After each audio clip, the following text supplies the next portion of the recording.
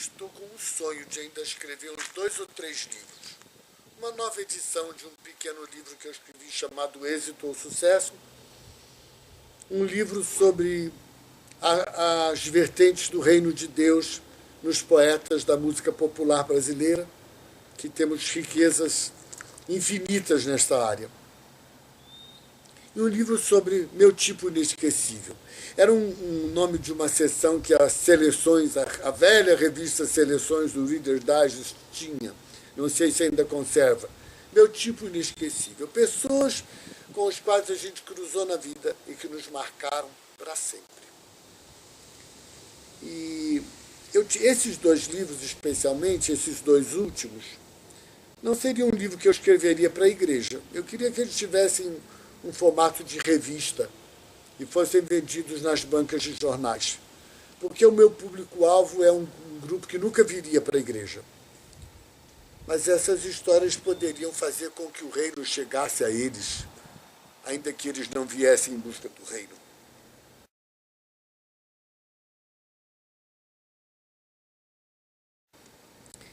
E uma história que ficou meio celebrizada, porque eu sempre contei, eu sou um homem que conta muitas histórias.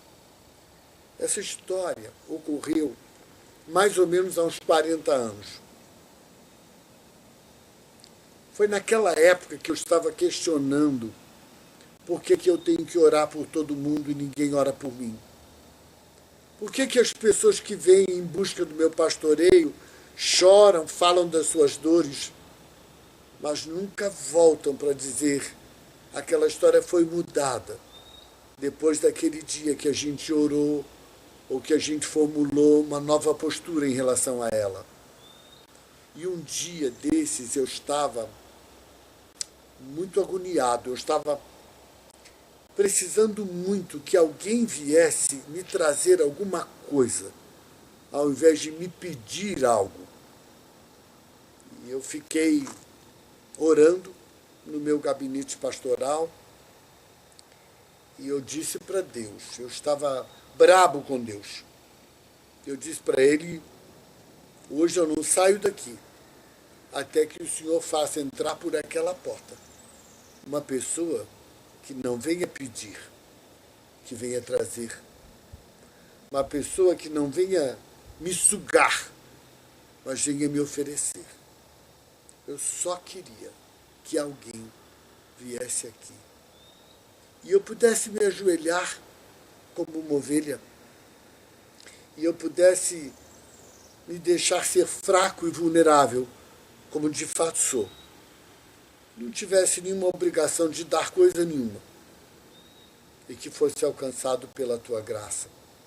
Porque uma ovelha é o que eu sou, que foi apartada do rebanho para andar servindo a eles, a elas. Naquela época, lá na fronteira do Rio Grande do Sul, escurecia muito tarde. Verão lá, o sol desaparece às 9h30, 10 da noite. E eu já estava lá há horas. E Deus não ouviu a minha oração. Ninguém veio orar por mim. E eu comecei a me inquietar. Comecei a me inquietar porque as horas estavam passando. Eu já estava lá 3, 4 horas e ninguém vinha. E eu estava cada vez mais cheio de mim mesmo e vazio do Espírito. Questionando Deus, colocando Deus contra a parede. Quando o horário do lanche da noite se aproximava, eu comecei a juntar minhas coisas. E muito brabo, muito mal-humorado, compreendendo que tinha que voltar para casa. E quando eu comecei a fazer isso, eu ouvi alguns passos.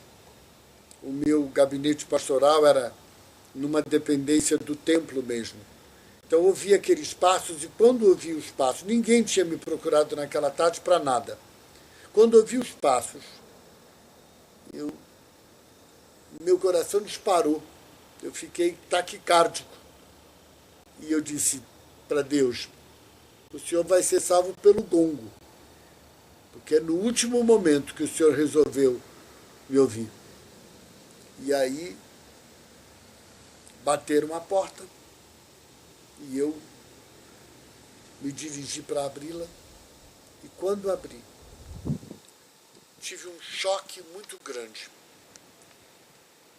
E minha reação diante de Deus foi muito séria.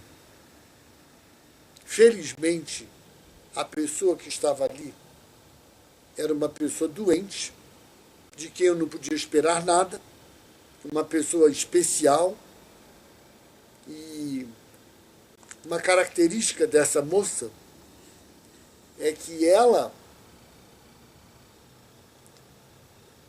levava uns 3 a 4 minutos para articular a sua comunicação. Ela não chegava falando.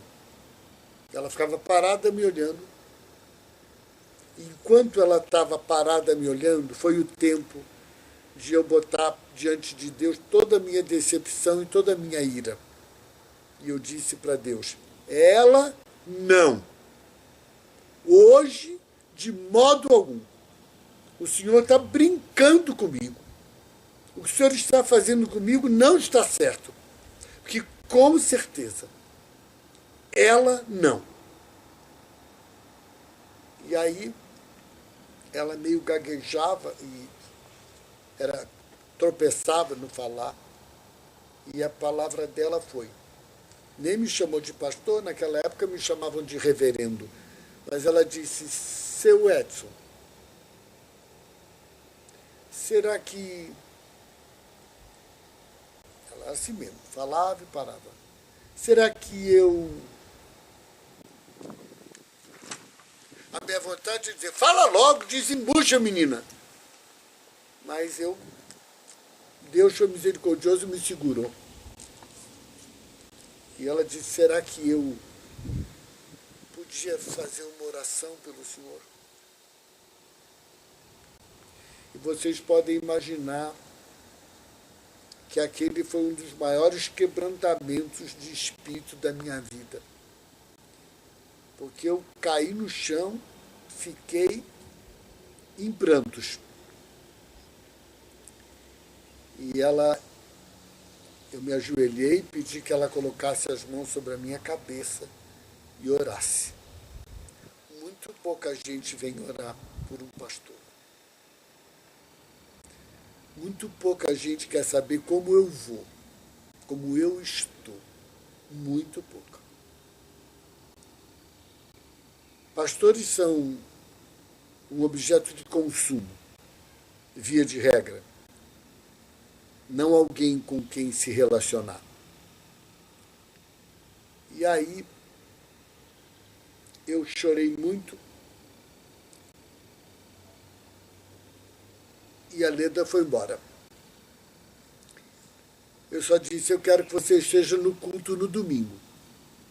E no domingo, no culto, eu chamei ela lá na frente e contei essa história do jeito que eu acabei de contar para vocês. Deste jeito. E eu disse para ela, Leda, eu faço um compromisso com você. De que enquanto eu viver, onde eu passar, onde eu for, esta história vai ser contada para a honra e glória de Deus e para honrar e perpetuar o seu nome. Deus age do jeito que Ele quer e não do jeito que nós determinamos. Deus tem exatamente a consciência de onde pode tocar em nós e nos ensinar algo que ainda não sabíamos acerca do caráter dele. Daquele dia para cá, eu me deslumbro com catadores de papel, crianças de rua,